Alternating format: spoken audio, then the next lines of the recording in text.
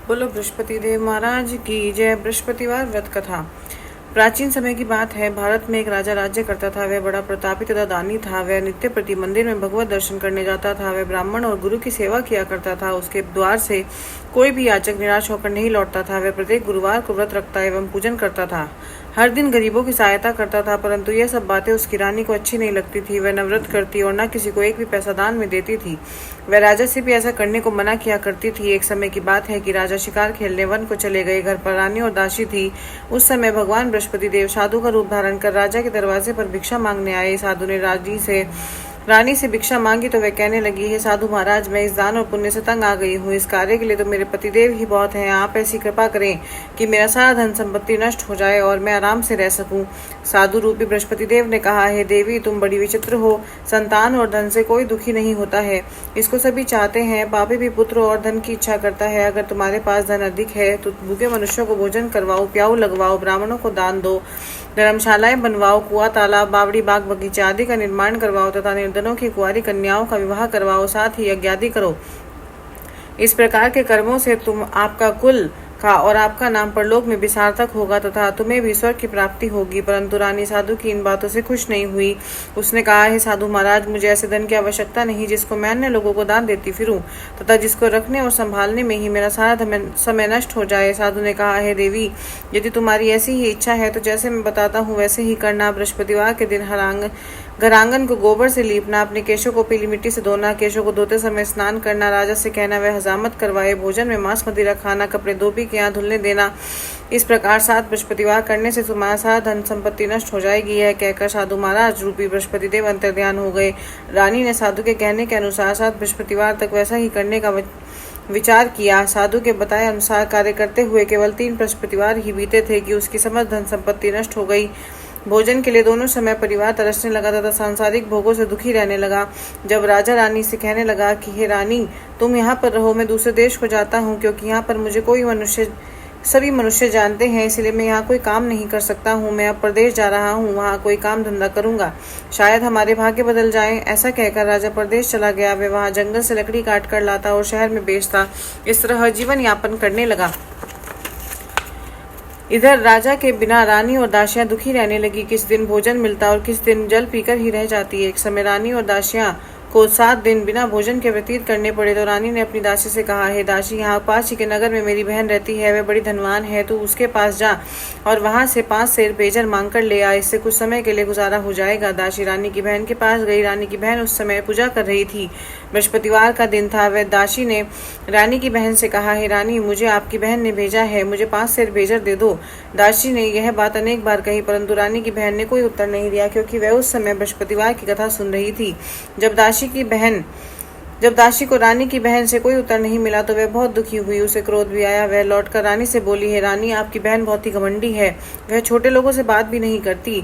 मैंने उससे कहा तो उसने कोई उत्तर नहीं दिया। मैं वापस चली आई। रानी बोली, हे दासी, इसमें उसका कोई दोष नहीं है। जब बुरे दिन आते हैं तब कोई सहारा नहीं देता।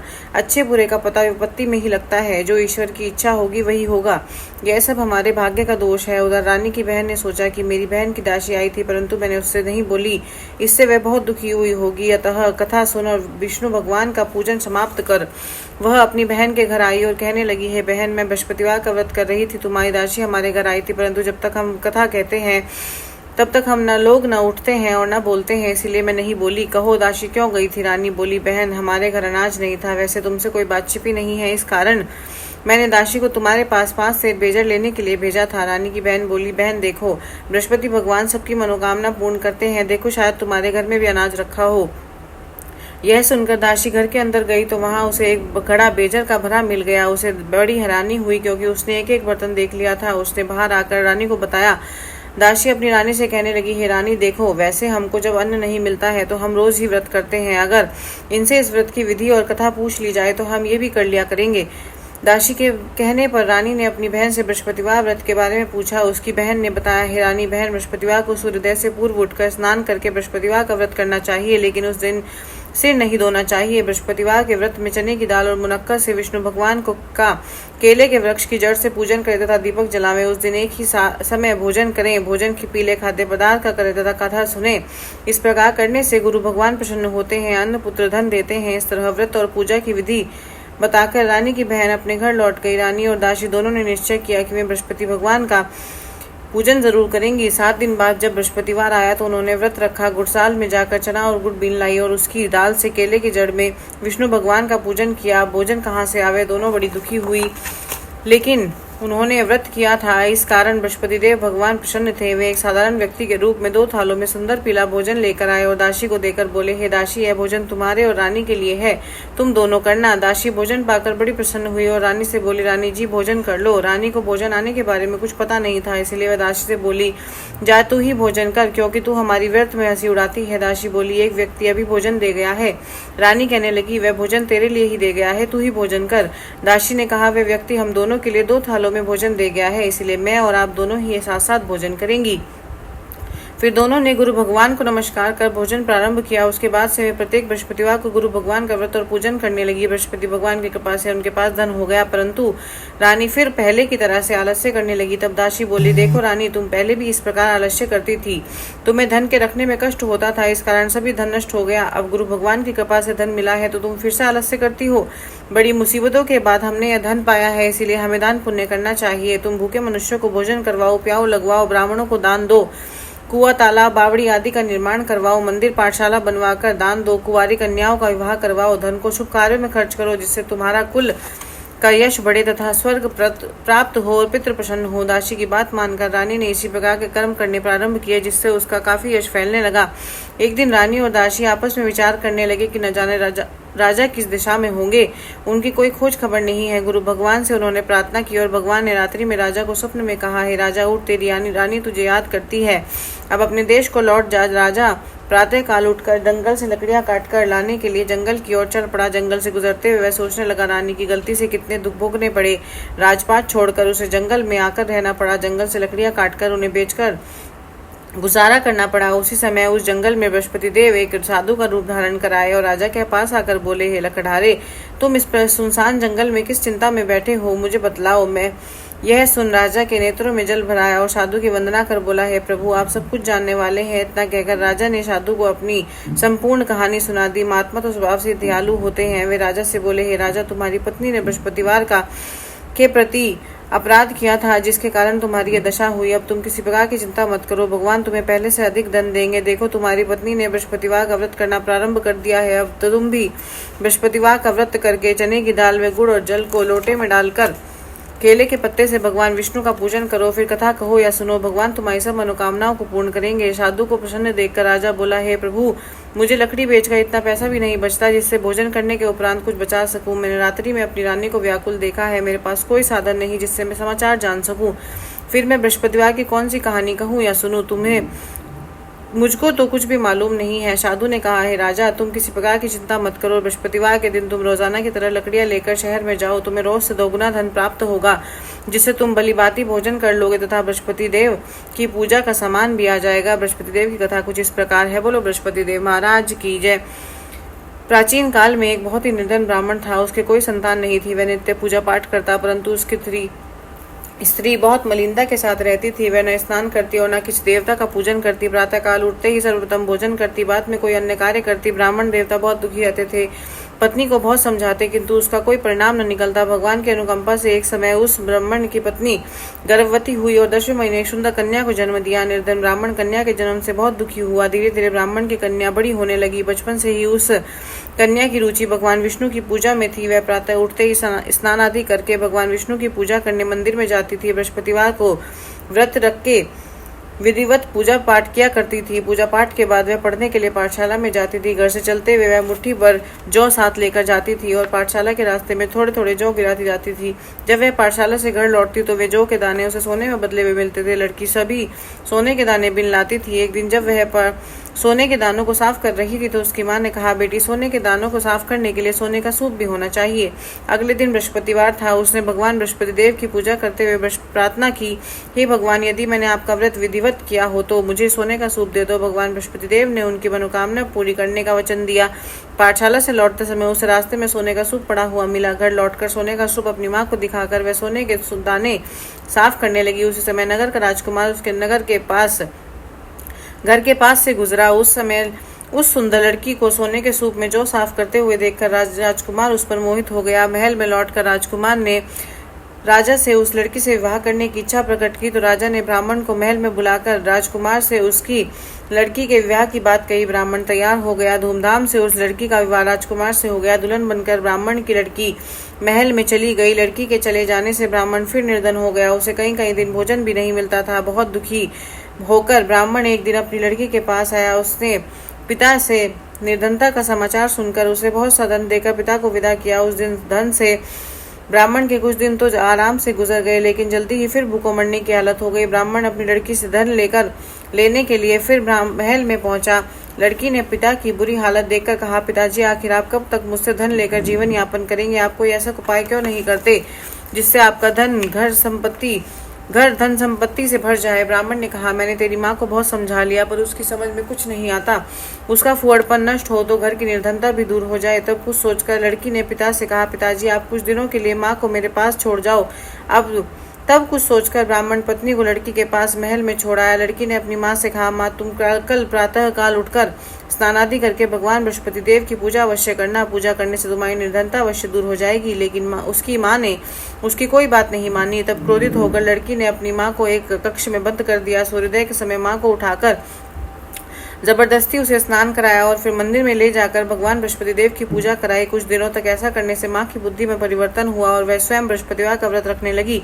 उसके व्रत रखने से ब्राह्मण के घर में बहुत भगवान विष्णु की अनुकंपा से धन की वर्षा होने लगी। दोनों पति पत्नी धन संपत्ति पाकर आनंद पूर्वक जीवन यापन करते हुए विष्णुधाम को चले गए। लकड़हारा बने राजा ने उन साधु से भगवान बृहस्पति देव की यह कथा सुनकर बृहस्पतिवार का व्रत करके भगवान विष्णु की पूजा की। उस दिन से उसके सभी क्लेश दूर हो गए। लेकिन अगले बृहस्पतिवार को कामकाज में अधिक व्यस्त रहने के कारण उसने भगवान बृहस्पति देव का व्रत नहीं किया। भगवान बृहस्पति देव लकड़हारे से क्रोधित होकर और उसे भूल की सजा दी। उस दिन नगर के राजा ने नगर में घोषणा करी, सबको सूचित किया, प्रत्येक नागरिक मेरे महल में भोजन करने आए जो नहीं आएगा उसे अपराधी मानकर भारी दंड दिया जाएगा। लकड़हारा बने राजा ने उस नगर के राजा की घोषणा तो सुनी, लेकिन जंगल से लकड़ी काट कर लाने और उन्हें बेचने में देर हो जाने के कारण वह समय पर महल में भोजन करने नहीं जा सका।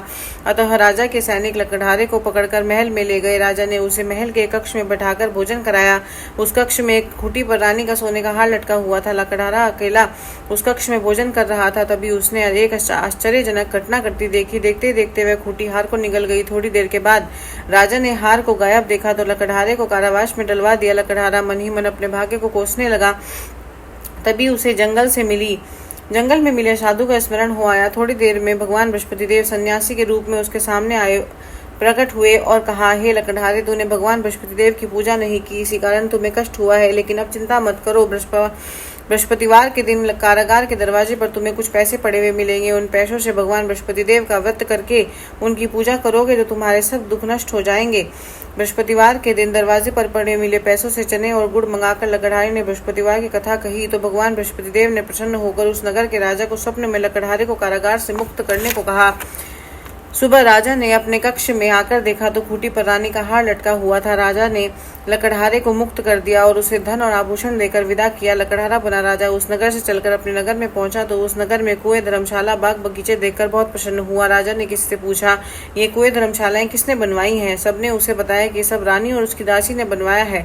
राजा महल में पहुंचा तो रानी ने उसका भव्य स्वागत किया। तब राजा ने निश्चय किया कि सप्ताह में एक बार तो सभी बृहस्पति देव का व्रत पूजन करते हैं, परंतु मैं प्रतिदिन व्रत किया करूंगा तथा दिन में 3 बार कथा कहा करूंगा। अब राजा हर समय दुशाले में चने की दाल बांधे रहता तथा दिन में 3 बार बृहस्पति देव की कथा कहता। कुछ दिनों के बाद राजा को अपनी बहन की याद आई। एक दिन घोड़े पर सवार होकर राजा अपनी बहन से मिलने चल दिया।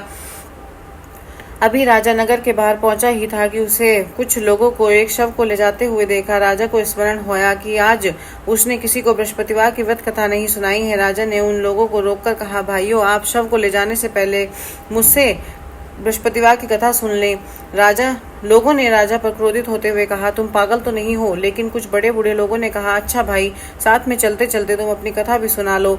राजा ने चलते हुए आधी कथा ही सुनाई थी कि शव हिलने लगा। राजा की पूरी कथा सुनाते ही शव उठकर बैठ गया। लोगों ने हैरानी से दांतों तले उंगली दबाई और अगले बृहस्पतिवार से भगवान बृहस्पति देव का व्रत करने का वह कथा सुनने का निश्चय कर लिया। अब घोड़े पर सवार राजा चलते हुए किसान के पास पहुंचा। किसान अपने खेत में हल चला रहा था।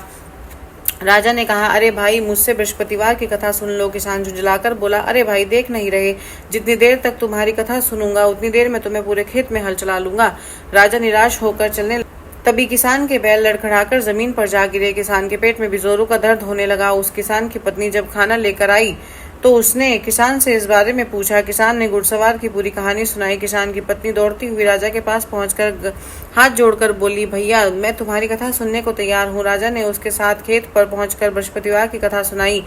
तभी बैल उठकर खड़े हो गए। किसान के पेट का दर्द भी तुरंत ठीक हो गया। राजा अपनी बहन के घर पहुंचा तो उसकी बहुत आयु भगत हुई। अगले दिन सुबह उठकर राजा ने देखा घर के सभी लोग भोजन कर रहे हैं। किसी भूखे को बृहस्पतिवार की कथा सुनाए बिना राजा भोजन नहीं करता था। उसने बहन से कहा, बहन, क्या घर में कोई ऐसा व्यक्ति है जिसने अभी तक भोजन न किया हो? उसकी बहन बोली, भैया, हमारे घर में तो क्या आपको पूरे नगर में ऐसा कोई व्यक्ति नहीं मिलेगा जिसने सुबह सुबह भोजन नहीं किया हो। तब राजा ने बहन के घर से निकलकर उस नगर में बिना भोजन किए व्यक्ति की तलाश की। एक गडरिये के घर में उसका बीमार बेटा होने के कारण भूखा रह गया था। राजा ने उसको जाकर बृहस्पतिवार की कथा सुनाई। कथा सुनते सुनते गडरिया का बीमार बेटा बिल्कुल ठीक हो गया। सबने राजा की बहुत प्रशंसा की। एक दिन राजा ने अपनी बहन से कहा, बहन, अब हम अपने घर जाना चाहते हैं, तुम भी हमारे साथ चलो, कुछ दिन वहां रहकर लौट आना। राजा की बहन ने अपनी सास से पूछा तो सास ने ताने देते हुए कहा, बहू, मायके जाना हो तो अकेली जाना, मेरे पोतों को साथ नहीं ले जाना। तुम्हारे भाई के कोई संतान नहीं है, कहीं तुम्हारी भाभी मेरे पोतों पर कोई जादू टोना न कर दे। दूसरे कक्ष में बहन की सास की बातें सुनकर राजा बहुत दुखी मन से अकेला ही अपने नगर को लौट गया। रानी ने राजा से कहा, आप तो अपनी बहन को साथ लाने की बात कहकर गए थे, फिर बहन को साथ क्यों नहीं लाए? तब राजा ने दुखी होते हुए कहा, रानी, हम निसंतान हैं, इसीलिए हमारे घर कोई आना पसंद नहीं करता। रानी ने राजा को समझाया, हे प्राणनाथ, हमें बृहस्पति देव ने सब कुछ दिया है, अब भगवान बृहस्पति देव हमें संतान भी अवश्य देंगे। बृहस्पतिवार को विधिवत व्रत करते हुए राजा रानी ने भगवान बृहस्पति देव से संतान के लिए प्रार्थना की। कुछ दिनों के बाद उन्होंने स्वप्न में दर्शन देते हुए कहा, हे राजन, तेरी मनोकामना अवश्य पूर्ण होगी। एक सप्ताह बाद ही रानी गर्भवती हो गई। 10वें महीने रानी ने एक सुंदर पुत्र को जन्म दिया। राजा रानी जीवन प्रयत्न बृहस्पतिवार का व्रत करते रहे। उनके घर में धन की वर्षा होती रही। इस तरह आनंद पूर्वक जीवन यापन करते हुए राजा रानी भगवान बृहस्पति देव की अनुकंपा से मोक्ष को प्राप्त करके सीधे वैकुंठ धाम पहुंच गए। बृहस्पतिवार को विधिवत व्रत करके जो स्त्री पुरुष भगवान विष्णु की पूजा करते हैं, भगवान उनकी सभी मनोकामनाएं पूर्ण करते हैं। बोलो बृहस्पति देव महाराज की जय। बोलो सांचे दरबार की जय। जय बृहस्पति देवा स्वामी, जय बृहस्पति देवा। छिन छिन भोग लगाऊं, कदली फल मेवा।